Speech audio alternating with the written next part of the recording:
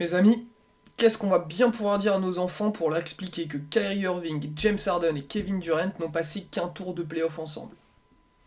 Bon, on trouvera bien une histoire dans le même style que Papa, Maman et la cigogne. Par contre, leur expliquer qu'un backcourt Luka Kyrie, ça jouait plutôt bien en basket, ça sera sûrement beaucoup plus facile.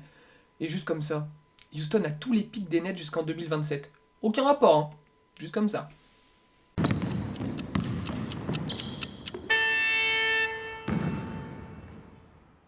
Mesdames et messieurs, bonjour, je suis ravi de vous retrouver pour ce nouvel épisode du Carton. Aujourd'hui, épisode spécial. Kyrie Irving a été tradé à Dallas, on va y revenir. Alors pour cet épisode un petit peu enregistré dans l'urgence, comme toujours, vous savez que sur l'analyste, on aime bien faire les choses dans l'urgence. Je retrouve mon ami Benjamin Noubèche, notre spécialiste trade deadline, échange, contrat chiant, tout ce qui est chiant en NBA, c'est le spécialiste. Comment ça va mon Ben?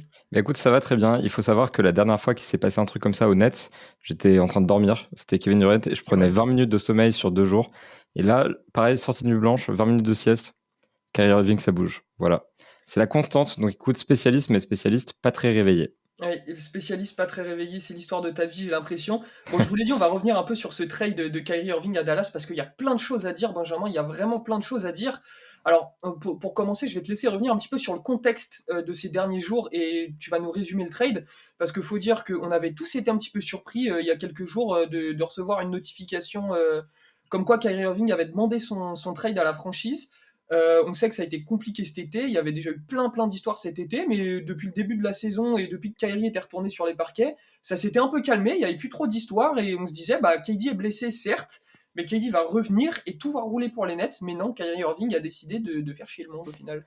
Bah, en fait, ce qu'il faut savoir, c'est que le contexte qu'on a eu cet été quand Kyrie Irving, il y a 6 mois, a demandé sa demande de transfert, c'est le même qu'aujourd'hui. C'est-à-dire que Kyrie Irving voulait une extension de contrat en ces termes, sans condition de match joué, sans condition spécifique due à son statut vaccinal, par exemple, et toutes les polémiques qu'il a pu connaître ces dernières saisons. Il voulait un contrat au max, évidemment, donc le maximum d'années et le maximum en termes de salaire. Et les Nets n'étaient pas d'accord avec ça. Ils voulaient se protéger, ils voulaient mettre des clauses dans l'extension qui leur auraient permis de se protéger en cas de nouvelle dérive, on va dire, de Kyrie Irving en dehors du terrain. Donc ça a cassé. Cet été, ça a déjà un petit peu cassé. Ils ont dit qu'ils allaient voir ce qu'ils pouvaient faire pour arranger la situation. Et puis surtout, Kyrie Irving pouvait pas trop partir parce que le marché était très très compliqué. Ouais. Et là maintenant, du coup, il a dit tout de suite, il a été très clair avec les Nets, soit vous me transférez, soit je pars cet été sans aucune contrepartie. Donc il les a mis un petit peu dos au mur. Et apparemment, les dissensions étaient telles entre les deux parties que c'était soit le transfert, soit c'était vraiment une situation infernale jusqu'à la fin de la saison. Et on savait que Kyrie Irving partirait. Donc ce qui s'est passé, c'est qu'ils ont accédé à cette demande, ils l'ont transféré. Et donc on avait plusieurs équipes sur le dossier. Les Nets ont refusé une offre des Lakers qui incluait notamment Russell Westbrook et des tours de draft, des Suns qui incluaient Chris Paul, Jake Crowder et des tours de draft. Et ils ont pris l'offre des Mavericks, donc Kyrie Irving en échange de Spencer Dinwiddie, Dorian Finney-Smith, un premier tour de draft qui arrive après la fin de contrat de Luka Doncic, donc qui est intéressant, et plusieurs second tours de draft. Voilà, c'est le topo global. Une affaire un petit peu compliquée, certes choquante au premier abord, mais finalement assez logique et dans la continuité de ce qu'on a vu cet été, puis les saisons précédentes avec Kyrie Irving. C'est ça, au final, on était tous, waouh, Kyrie demande son trade, Kyrie est transféré à Dallas, on était tous un petit peu étonnés, mais au final, quand on regarde bien dans les détails, c'est pas si étonnant que ça, et on va en reparler, je vais te laisser revenir là-dessus. C'est pas si mal pour les Nets au final, puisque là, on était dans une situation, on avait appris que si Kyrie n'était pas trade, il serait sur le banc jusqu'à ce qu'il soit transféré. Donc au final, les Nets sortent un petit peu de cette situation difficile avec Kyrie assez rapidement. Mais on va d'abord revenir du côté de Dallas, Benjamin, parce que quand même, faut dire Dallas fait un choix assez risqué. C'est un pari risqué que fait Dallas, mais c'est un choix fort parce que Luka, il a enfin un lieutenant de luxe. Bah, c'est ça, il y a enfin ce deuxième joueur à côté de Luka Doncic. On s'était toujours posé cette question. Est-ce que Luka Doncic va avoir un jour une star à côté de lui? Est-ce qu'il va finir par partir, demander son transfert? C'est à la mode, etc. Problème résolu, Kyrie Irving est là. Donc c'est très temporaire parce que effectivement, comme tu l'as dit, c'est un pari risqué. Kyrie Irving est agent libre cet été. Il a menacé les Nets de partir. Il pourrait très bien partir des Mavericks aussi. Alors en fait, les Mavericks sont dans une optique où ils tentent le pari parce que Kyrie Irving reste un joueur extrêmement talentueux. Spencer Dinwiddie était très bon. Dorian Finney-Smith, c'est un des meilleurs 3D de la ligue à son poste. Kyrie, c'est Euh, autre chose. Kyrie Irving, c'est une C'est un star. starter All-Star. Tu l'as dit, effectivement, c'est une star, Voilà, c'est un starter All-Star, c'est un joueur d'un autre calibre. Et en fait, on sait qu'offensivement, il peut fonctionner avec un joueur qui a un énorme usage rate, bien sûr. puisqu'il a fait avec Kevin Durant au Nets. Et ça marchait plutôt bien Et même James ces derniers Harden, hein. temps. Même James Ils n'ont pas Harden, joué c'est vrai. beaucoup ensemble, mais C'est ça, il y avait un petit peu, c'était plus ils ont compliqué. joué 17 matchs, il me semble. Mais pour le coup, voilà, on sait que Kyrie Irving peut marcher avec une autre star qui a beaucoup besoin du ballon. Et surtout, c'est un créateur offensif très très important qui va pouvoir décharger Luka Doncic de ses responsabilités. Parce qu'on sait que ce que fait Luka Doncic actuellement est difficilement tenable sur le long terme et Mhm. surtout en playoff. Donc il y a ça. Et en fait, ils espèrent qu'ils pourront apporter à Kyrie Irving le cadre idéal dans lequel il pourra d'abord mettre ses soucis extrasportifs de côté et surtout performer. En fait, à Dallas, on a le GM Nico Harrison qui a rejoint la franchise il y a assez peu de temps, qui est un ancien exécutif de chez Nike et qui avait de très très bons rapports avec Kyrie Irving. Et Jason Kidd aussi a de très bons rapports avec Kyrie Irving. Donc en fait, on espère qu'avec des encadrants comme ça, sachant qu'avec Steve Nash, ça s'était pas bien passé, sachant qu'avec Sean Marks, du coup, il y avait des grosses dissensions depuis le problème du vaccin, avec tous les problèmes qu'il y a eu ces derniers temps. Là maintenant, il y a des cadres qui sont là pour le cadrer justement, et on espère que ça va le faire. Et donc actuellement, il n'y a aucune promesse de contrat de la part de Dallas. On va attendre de voir ce que ça donne avec Luka Doncic. Mais Dallas a les moyens de re-signer Kyrie Irving cet été, alors que beaucoup de franchises compétitives ne l'ont pas. Et ils ont les moyens de le garder et de lui donner les arguments nécessaires pour rester à Dallas, justement. Donc Et en fait, c'est un pari risqué, mais le pari est tenable pour les Mavericks. le pari est tenable, ils ont clairement 5 mois pour essayer de convaincre et de s'entendre avec Kyrie. Et puis même s'ils s'entendent pas, ça va quand même laisser de la place dans les finances pour signer un mec au max cet été.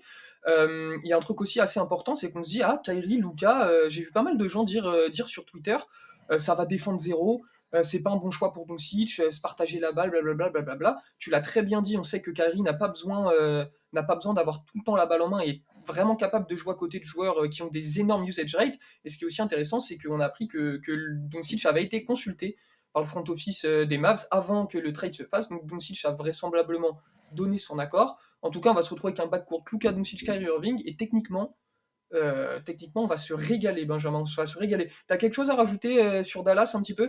Bah, Peut-être la perte de Finlay Smith, on peut se dire, ça paraît anodin. Ça fait mal quand même. On se dit que va peut-être falloir essayer d'aller chercher un petit peu ce profil sur Andy, un peu de défense sur l'aile avant la deadline. Mais on sait aussi que les Mavs restent très actifs sur le marché. Ça devrait continuer de bouger.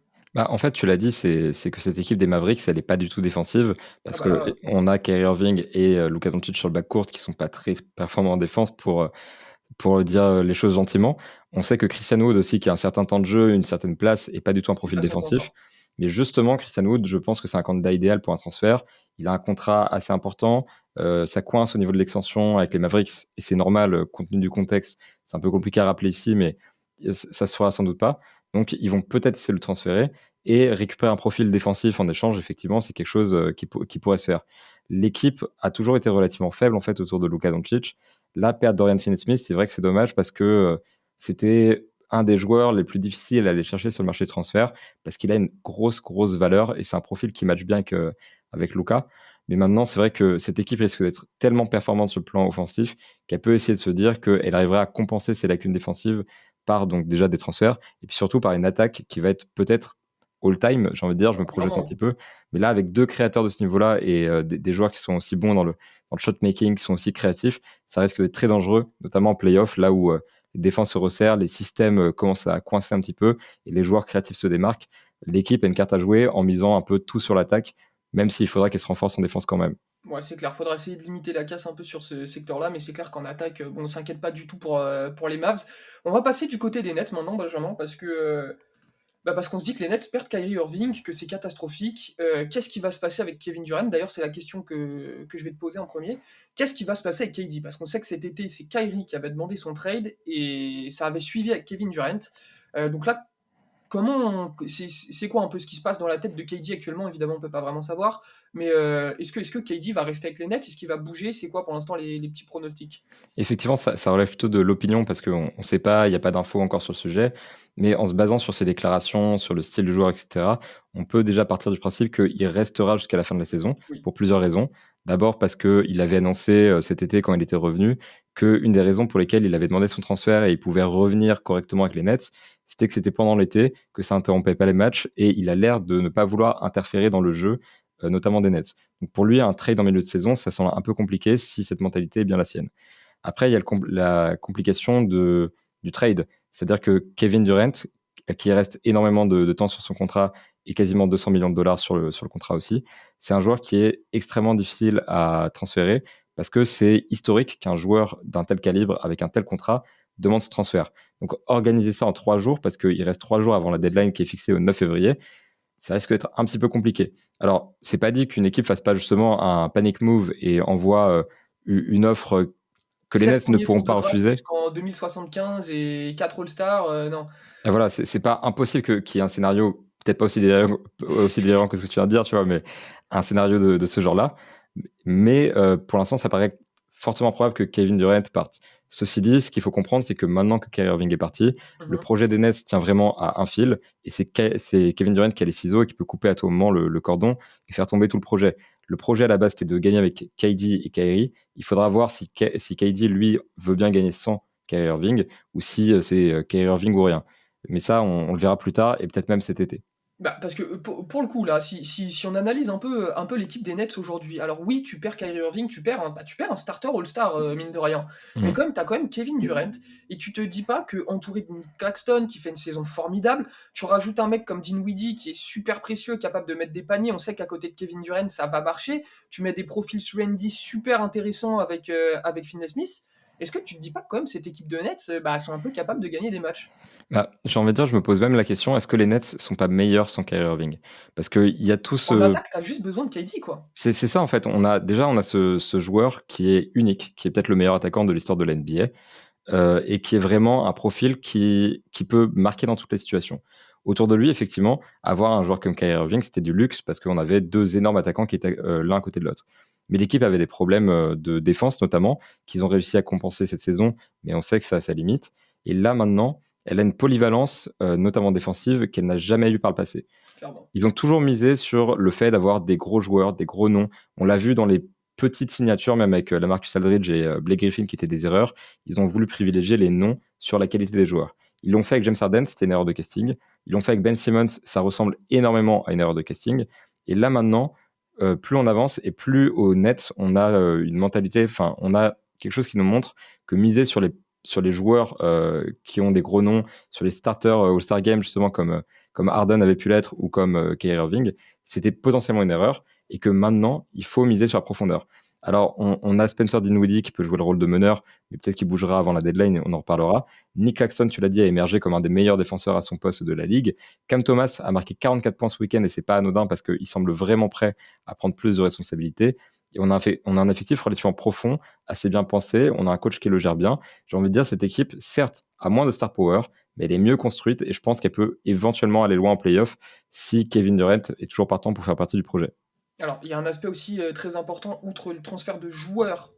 Donc, pour les Nets, il y a un autre aspect important, c'est qu'ils récupèrent des tours de draft. Ils Mhm. récupèrent un premier tour et plusieurs seconds tours, tu vas nous en reparler. On sait que c'est important pour les Nets parce que déjà cet été, quand on avait eu la demande de transfert de Kyrie, KD, on s'était dit les Nets, c'est la merde. Leur avenir, il est très compromis. Tous leurs premiers tours de draft jusqu'en 2027 sont à Houston. Ça me fait un petit peu sourire. Mais là, donc on sait que renflouer un peu les premiers tours de draft, c'est très très très important pour les Nets, au cas où ça se passe pas bien, et au cas où on fasse tout péter, qu'on décide de repartir sur un projet totalement différent.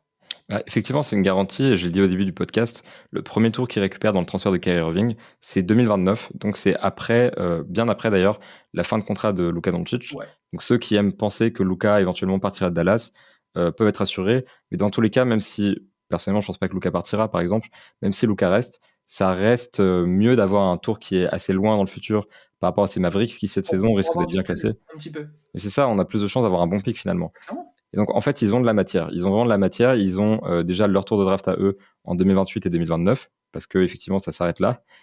Ils ont le tour de draft des Sixers en 2027 ou en 2028, pas les deux. Et du coup, le premier tour de draft de 2029 des Mavericks. Et ils ont pas mal de second tour de draft, 2 de la part des Mavericks, il me semble. Et puis surtout, ils en ont pas mal des leurs. Donc, ils ont de quoi soit Ils sont moins à poil qu'avant. ils sont moins à poil, clairement, pour l'avenir, parce que mine de rien, 2027, il faudra attendre un petit peu. Et on peut avoir peur que l'équipe des Nets revienne à l'époque Brook Lopez Ouais. euh, ou effectivement, enfin, ton franchise player, c'est un mec qui joue le quatrième rôle dans une autre équipe. une période sombre de l'histoire des Nets, franchement. On peut avoir peur de retrouver ça jusqu'en 2027. Mais en l'état, si Kevin Durant, lui, est partant pour rester au Nets et tenter quelque chose, ils ont aussi les armes pour aller chercher des joueurs à la trade deadline. Bien sûr. Il leur reste 3 jours. Ils ont Spencer Dinwiddie qui a potentiellement bougé. On entend parler de rumeurs. Ils ont des jeunes. J'ai parlé de Cam Thomas qui a une grosse valeur sur le marché parce que c'est un jeune Talent offensif qui a pas encore pété, mais ça se voit. qui est en Enfin, train de péter, ça hein, se parce voit. que mine de rien, marquer 44 points dans une victoire, c'est pas rien. Et quand t'as un talent offensif comme ça, puis qu'à l'entraînement, c'est Kevin Durant qui t'entraîne à mettre des paniers, je pense qu'il y a pire comme situation pour progresser, hein. C'est clair. Et même pour Darren Sharp, d'ailleurs, qui est aussi un Clairement, jeune bien très sûr. intéressant dans cet effectif. Donc, clairement, ils ont les armes pour aller chercher des joueurs sur la deadline. Ils peuvent pas faire une énorme offre, un truc qui va ramener une star. C'est vraiment. Ils sont pas dans cette position et ils vont pouvoir faire un autre blockbuster trade. Le blockbuster trade de la deadline, de toute façon, sauf si Kevin Durant bouge, c'est Kyrie Irving. Mais ils sont en position d'aller chercher des joueurs intéressants. Je pense à Fred VanVleet qui est à Toronto, qui Mhm. potentiellement est disponible parce qu'il arrive en fin de contrat cet été. Je pense aussi même au Nobi, c'est un long shot, on ne sait pas si c'est possible, mais ils ont les tours de draft qui pourraient convaincre les Raptors. Je pense à Jared Vanderbilt qui est du côté du Jazz, qui est dans toutes les rumeurs, qui sera un profil super intéressant à mon avis au niveau des Nets. Et même s'ils veulent se renforcer au poste 5, Jacob Poeltl qui est à San Antonio, ils ont clairement les assets pour aller le chercher. Donc il y a plein de petites pistes comme ça qui pourraient renforcer le roster. Et je parlais d'avoir une équipe plus homogène, plus complète qu'avec Kyrie Irving et James Harden. Ils pourraient continuer de se diriger vers cette direction-là avec un autre trade qui aurait tendance à rééquilibrer encore le roster et se dire vraiment, maintenant on a Kevin Durant, ça tourne autour de lui et c'est tout. Et on essaie d'ajouter des profils complémentaires, on essaie d'ajouter de la profondeur, on essaie d'avoir un roster deep pour faire le playoff et ça pourrait marcher. Et je parle même pas d'un transfert de Ben Simmons qui est certes extrêmement probable, mais on sait jamais ce qui peut se passer. Clairement. Bon, en tout cas, c'était vraiment super intéressant d'analyser un petit peu ce transfert. On a un peu débordé, mais vous nous connaissez, on aime bien parler, on aime bien parler quand c'est des sujets comme ça. Merci beaucoup pour tes analyses, Ben, c'est toujours très très intéressant. Vous qui nous avez écoutés, dites-nous ce que vous avez pensé de ce trade, est-ce que vous avez été surpris, est-ce que au contraire vous êtes satisfait de voir Luka Doncic épaulé par un très très bon Kyrie Irving, on ne le dira jamais assez. N'hésitez pas à nous laisser une petite note sur Apple Podcast et sur Spotify, ça nous aide beaucoup. Abonnez-vous sur YouTube, mettez un petit like, ça fait toujours plaisir. Je vous dis à la prochaine. Prenez soin de vous.